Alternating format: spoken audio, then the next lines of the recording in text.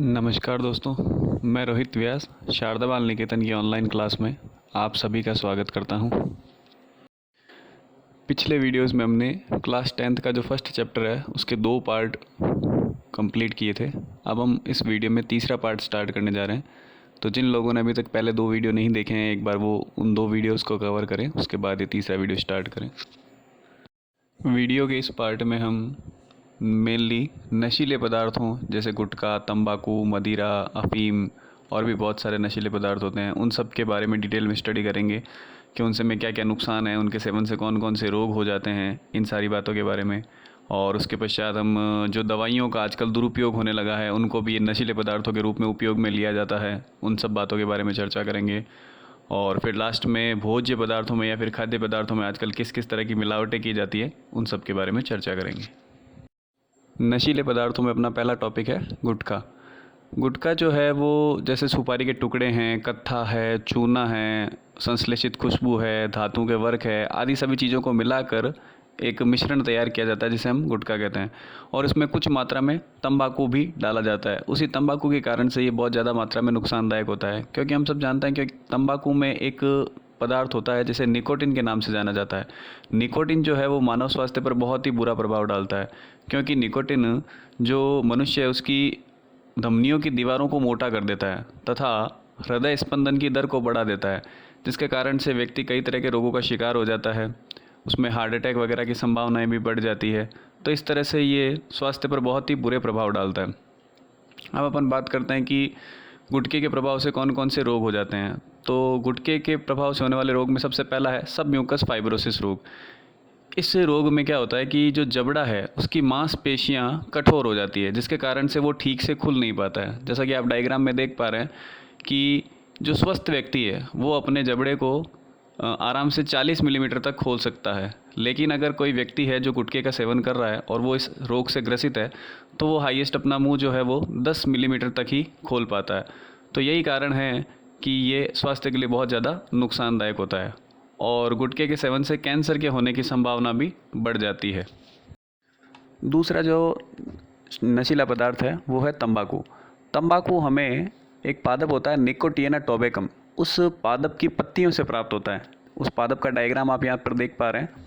ये जो पादप है ये सोलेनेसी कुल का है और इसकी जो पत्तियां हैं उनमें 1 से 8% तक निकोटिन नामक एल्केलॉइड पाया जाता है। और इस निकोटिन के कारण ही ये तंबाकू इतना ज़्यादा नुकसानदायक होता है, क्योंकि ये निकोटिन हमें बहुत ज़्यादा मात्रा में नुकसान पहुंचाता है।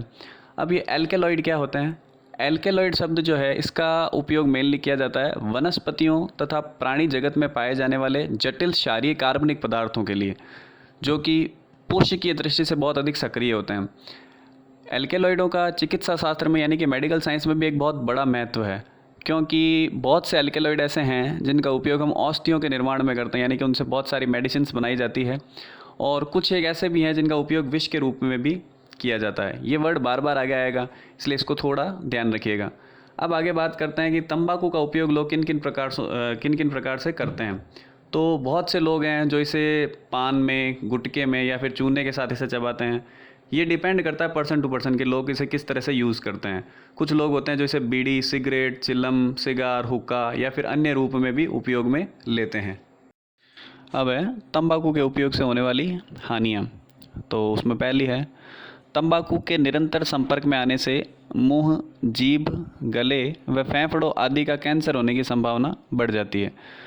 कैंसर के वैसे तो बहुत सारे कारण हो सकते हैं, लेकिन उनमें से तंबाकू का सेवन भी एक प्रमुख कारण है। फिर दूसरा पॉइंट है तंबाकू में उपस्थित निकोटिन धमनियों की दीवारों को मोटा कर देती है, जिससे रक्तदाब व हृदय स्पंदन की दर बढ़ जाती है। जैसा कि अभी पीछे अपन ने पढ़ा था कि जो तंबाकू है वो हमें कहाँ से प्राप्त होता है? निकोटियाना टोबैकम नामक पादप की पत्तियों से प्राप्त होता है, और उन पत्तियों में 1 से 8% तक निकोटिन नामक एल्केलॉइड पाया जाता है। तो ये जो निकोटिन है ये मनुष्य के क्या करेगा, क्या नुकसान पहुंचाएगा? उसके जो धमनियां हैं उनकी दीवारों को मोटा कर देगा। अब धमनियों में क्या होता रहता है? हमेशा रक्त प्रवाहित होता रहता है, और वो रक्त उन धमनियों की दीवारों पर एक दाब लगाता है। उसी दाब को अपन क्या कहते हैं? रक्त दाब कहते हैं, जो कि हमने पिछले वीडियो में पढ़ा था। तो अगर धमनियों की दीवारें मोटी हो जाएगी तो उसके कारण से क्या हो जाएगा कि रक्त दाब जो है उसका मान भी क्या हो जाएगा, बढ़ जाएगा।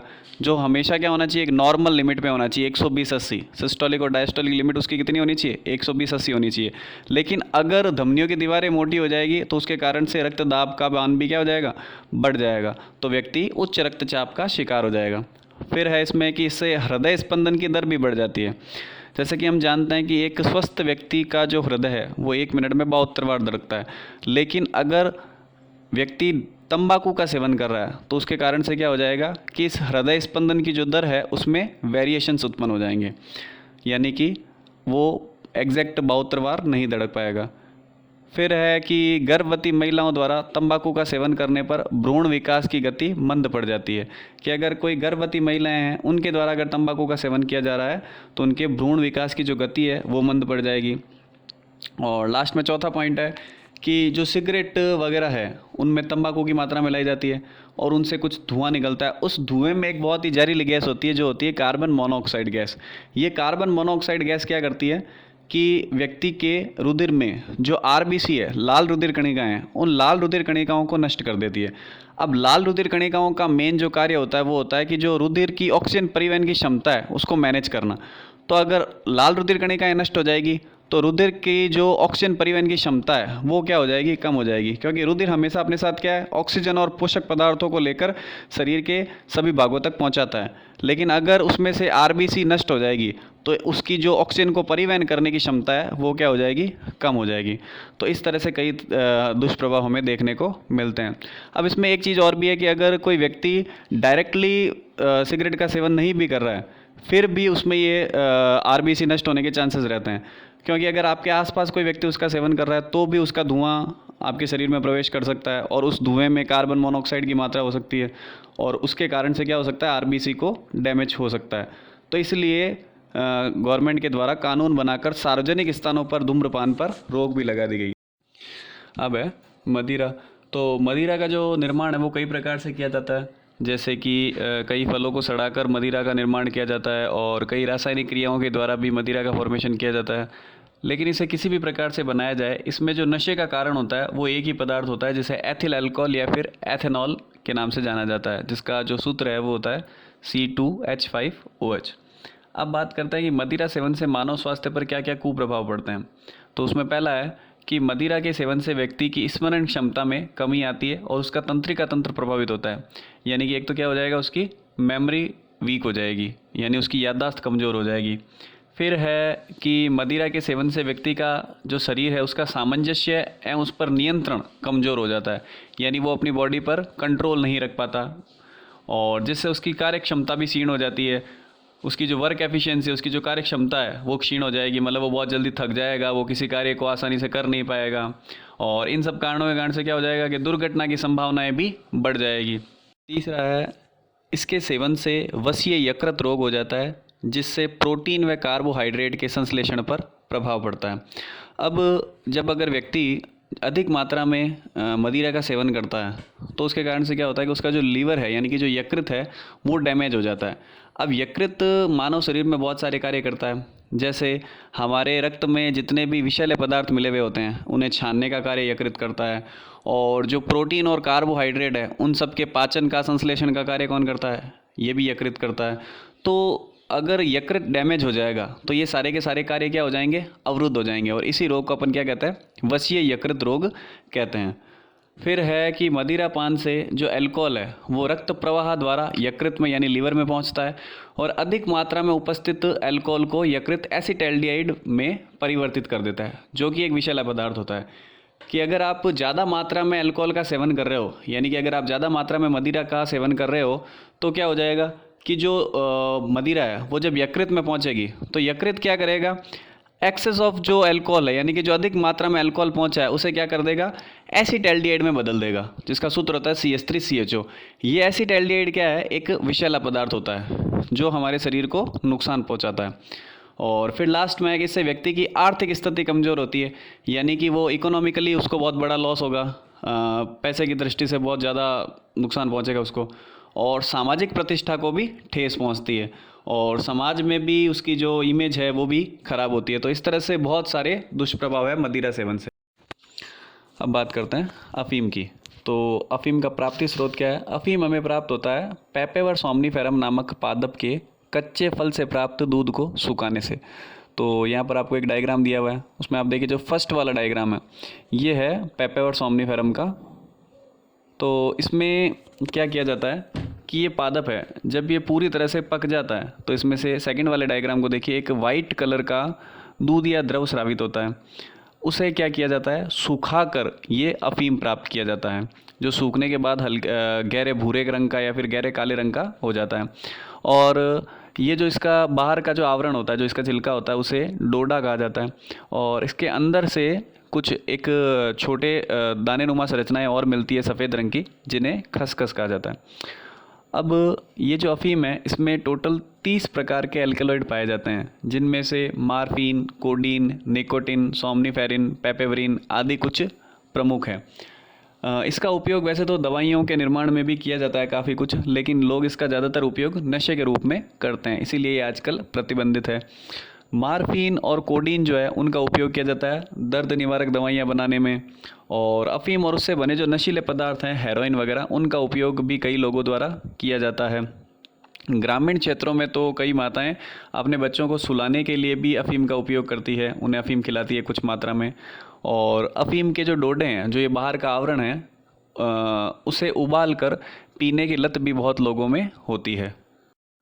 अफ़ीम से स्वास्थ्य पर होने वाले कुप्रभाव। तो अब बात करते हैं कि अफ़ीम के कारण से मानव स्वास्थ्य पर क्या क्या कुप्रभाव पड़ते हैं। तो उसमें से पहला है रोग प्रतिरोधक क्षमता का कम हो जाना।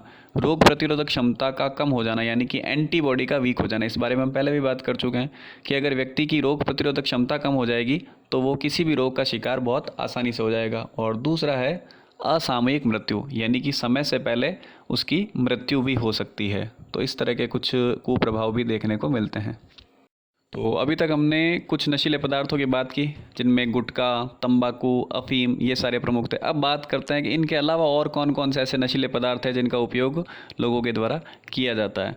तो उनमें से प्रमुख हैं LSD यानी कि लाइसर्जिक एसिड, डाइथाइलएमाइड, भांग, हशीश, चरस, गांजा, कोकीन आदि ऐसे बहुत सारे और नशीले पदार्थ हैं जिनका उपयोग लोगों के द्वारा किया जाता है। और इनके भी कुछ दुष्प्रभाव होते हैं, जैसे परिवार से विच्छेदन, यानी कि व्यक्ति अपनी फैमिली से दूर हो जाएगा। और अपराध की प्रवृत्ति में वृद्धि, क्योंकि जो लोग इन नशे के पदार्थों का उपयोग करते हैं वो अपना मानसिक संतुलन खो बैठते हैं, जिसके कारण से उनमें अपराध की प्रवृत्ति भी बढ़ती है। और फिर है शारीरिक एवं मानसिक कमजोरी का आना। व्यक्ति शारीरिक रूप से भी कमज़ोर हो जाएगा, बॉडी भी उसकी वीक हो जाएगी, और मानसिक रूप से भी क्या हो जाएगा, कमज़ोर हो जाएगा। तो इस तरह के कई दुष्प्रभाव इन नशों का नशीले पदार्थों का सेवन करने वाले लोगों में देखने को मिलते हैं। तो अभी तक अपन ने जितने भी नशीले पदार्थों की बात की वो सारे के सारे बहुत चर्चित नशीले पदार्थ हैं। अब हम ऐसे नशीले पदार्थों के बारे में बात करते हैं जो एक्चुअली हमारे दैनिक जीवन में काम आने वाली बहुत उपयोगी वस्तुएं हैं, लेकिन बच्चे नासमझी के कारण से उन्हें नशे के रूप में उपयोग में लेने लग जाते हैं। जैसे कि थिनर यानी एसीटोन, पेट्रोल, साल्वेंट, ऑयल, जूता चिपकाने का गोंद, करेक्शन फ्लूइड यानी कि आपका जो वाइटनर आता है, स्प्रे पेंट जो आप पेंट वगैरह के लिए स्प्रे काम में लेते हैं, नेल पॉलिश, रबर, सीमेंट, सूखे हुए इरेजर्स, मार्कर्स और गैसोलीन आदि कुछ पदार्थों को बच्चे सांस के साथ अपने अंदर लेते हैं और उसे नशे के रूप में उपयोग में लेते हैं। इन सब के भी बहुत सारे दुष्प्रभाव हैं, जैसे बच्चों को डरावने सपने आना, उनके फेफड़ों में सूजन आना, उनके गुर्दों में यानी कि किडनी में खराबियां उत्पन्न होना, और कभी ठीक ना होने वाली मानसिक क्षति आदि सभी रोगों के शिकार भी ये बच्चे हो जाते हैं। अब क्या होता है कि कुछ लोग है ना और भी ज़्यादा समझदार होते हैं, जैसे उन्हें जब ये नशे की सारी चीज़ें उपलब्ध नहीं हो पाती है तो वो जो डॉक्टर्स के द्वारा दी गई दवाइयाँ हैं उनमें भी काफ़ी कुछ अल्कोहल की मात्रा होती है, तो उनका उपयोग वो नशे के रूप में करने लग जाते हैं। तो जैसे कुछ आंकड़े हैं उसमें देखते हैं अपन कि भारत में जो नशा करने वाले लोग हैं उनमें 42% लोग शराब का सेवन करते हैं, 20% अफीम का, 30% हेरोइन का, 6% गांजे का और 18% से अधिक लोग अन्य प्रकार के नशों यानी कि दवाइयों के आदी होते हैं। ये दवाइयाँ वही होती है जो डॉक्टर्स के द्वारा लिखी जाती है। अब वो उनकी एक पर्टिकुलर मात्रा लिखते हैं ताकि वो व्यक्ति उसको दवाई के रूप में उपयोग में ले सके, लेकिन लोग उसे क्या करते हैं, उसका दुरुपयोग करते हैं, यानी कि उसकी ज़्यादा मात्रा को उपयोग में लेते हैं नशे के रूप में। और इनमें कुछ ऐसी फेमस दवाइयाँ हैं जिनका उपयोग नशे के रूप में किया जाता है, जैसे मार्फिन, पैथेडीन, ब्यूप्रीनोफ्रिन, प्रोपोक्सिफिन, नाइट्राजिपाम, डाइजिपाम आदि ऐसी कुछ दवाइयाँ हैं जिनका उपयोग नशे के लिए बहुत ज़्यादा बड़ा है। और आजकल स्मैक का उपयोग भी बहुत ज़्यादा बढ़ा है। अब देखते हैं कि खाद्य पदार्थों में किस किस तरह की मिलावट की जाती है और उनके कारण से क्या क्या दुष्प्रभाव होते हैं। तो पहला है कोल्ड ड्रिंक्स के हानिकारक प्रभाव। तो कोल्ड ड्रिंक्स में बहुत सारे ऐसे रासायनिक पदार्थ मिले होते हैं, जैसे कि लिंडेन है, डीडीटी है, मैलेथियन है, क्लोरोपाइरीफॉस है। ये सारे क्या करते हैं, कैंसर, स्नायु, प्रजनन संबंधी बीमारी और प्रतिरक्षा तंत्र में खराबी के लिए जिम्मेदार माने जाते हैं। फिर दूसरा है कि जब कोल्ड ड्रिंक का फॉर्मेशन किया जाता है तो उसमें एक अम्ल मिलाया जाता है जो है फॉस्फोरिक अम्ल, जिसका सूत्र होता है H3PO4। ये एक बहुत ही खतरनाक एसिड होता है। इसमें लोहे तक को गलाने की क्षमता होती है, इसलिए दांतों पर बहुत ही बुरा प्रभाव डालता है, जैसा कि आप डायग्राम में देख भी पा रहे हैं। फिर तीसरा पॉइंट है कि जब कोल्ड ड्रिंक्स का फॉर्मेशन किया जाता है तो उसमें एक रसायन मिलाया जाता है जिसका नाम है एथिलीन ग्लाइकोल। ये एथिलीन ग्लाइकोल जो है, इसमें एक विशेषता होती है कि ये पानी को भी 0 डिग्री सेल्सियस तक जमने नहीं देता। जैसा कि अपन जानते हैं कि अगर पानी को 0 डिग्री सेल्सियस पर रखा जाए तो वो बर्फ़ में बदल जाता है, लेकिन अगर उसमें ये रसायन मिला दिया जाए तो वो उसे जमने नहीं देगा। तो इसी कारण से हमें जो कोल्ड ड्रिंक्स हैं वो बहुत ही ठंडे और बिना बर्फ़ जमे हुए मिलते हैं।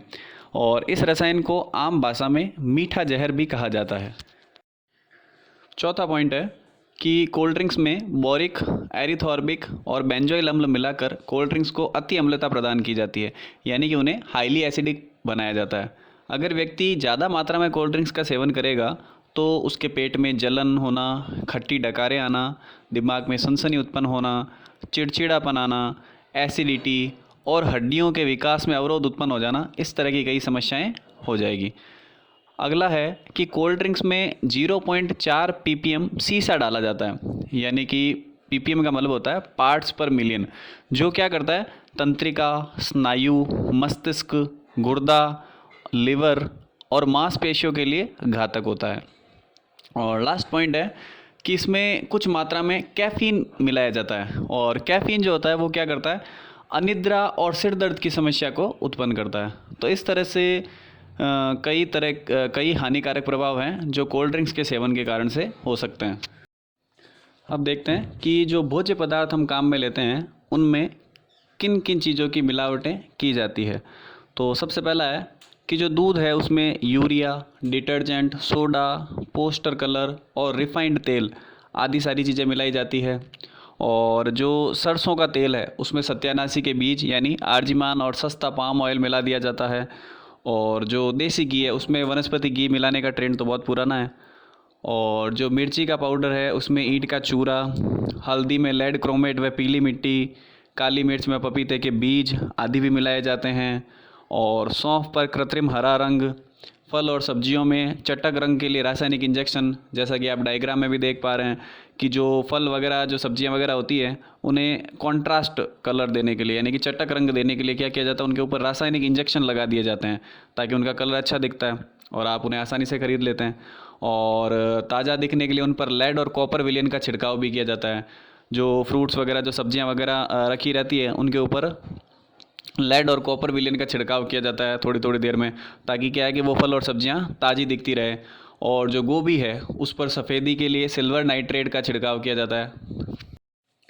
अगला है कि चना और अरहर की दाल में खंसारी दाल, बेसन में मक्के का आटा, दाल व चावल पर कृत्रिम रंगों की पॉलिश की जा रही है। और मिठाइयों में ऐसे रंगों का प्रयोग हो रहा है जिससे कि कैंसर होने का खतरा भी रहता है और डीएनए में विकृति भी आ सकती है। नकली मावे का भी बहुत प्रयोग हो रहा है और उसके साथ साथ जो नकली दवाइयाँ हैं उनका प्रयोग भी बहुत ज़्यादा मात्रा में बढ़ा है।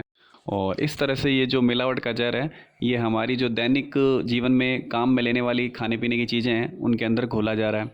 ऐसी बात नहीं है कि इनके ऊपर कोई कानून नहीं बना है या फिर इनके कोई सज़ा का प्रावधान नहीं है। इस पर बहुत सारी समितियां भी बन चुकी है, जैसे कि जो नकली दवाइयां हैं उनसे रिलेटेड एक समिति है, माशेलकर समिति। उसने तो नकली दवाइयों का धंधा करने वालों को मृत्युदंड देने तक की सिफारिश की है, लेकिन इनका क्रियान्वयन सही तरीके से नहीं हो पा रहा है। इसलिए ये समस्याएं आज भी बहुत ज़्यादा मात्रा में हैं।